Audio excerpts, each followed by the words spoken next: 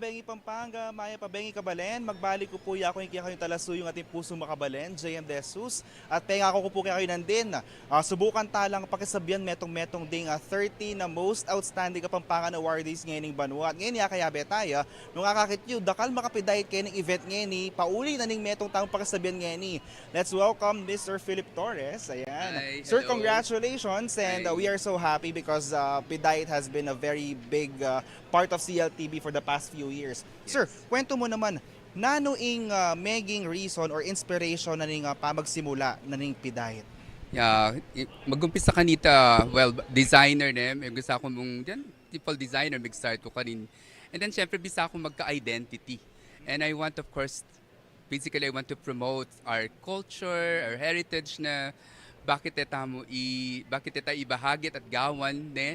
Ay, para tin tamong identity na banang kutang dako designer naning atsuke kayo ne naning atin nyo di kami ting kaming Pinya ting kaming Abel Ilocos ting kami Mindanao so ala kang asabi until finally na no kani ko humugot ne so syempre Kapampangan united ne and we want to unite and the fabrics nakang karakalaritaso it's sustainable sabi ko pidayit diet tela yayan na sobrang tela for so many years na akong karakala collection na tela.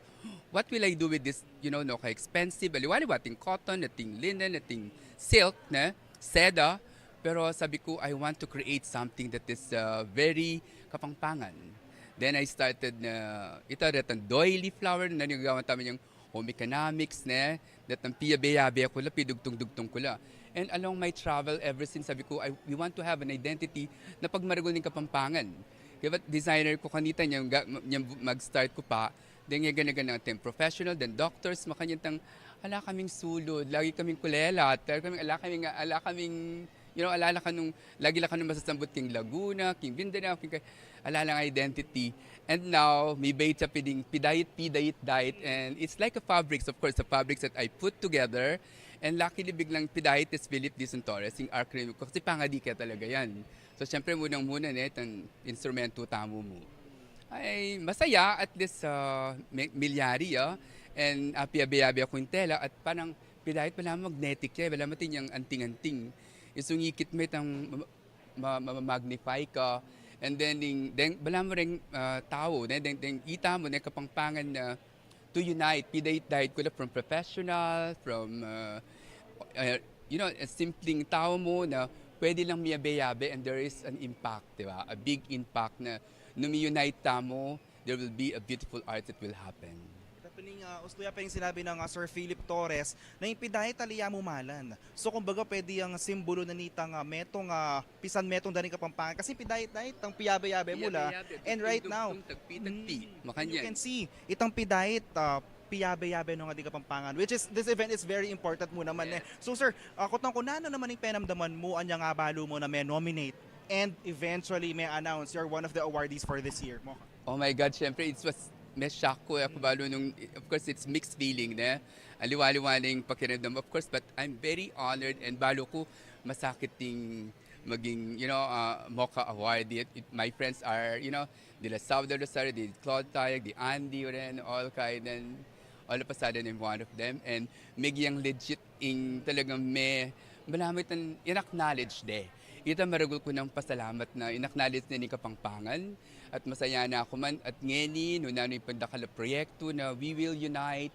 I have a lot of plans. Dakal ko plano na sana ganaganang towns na ning Pampanga, piyabe-yabe ko at ang symbolisms, ng karelang nunanoy ng trade i-collaborate kaya kayong gagawan ko.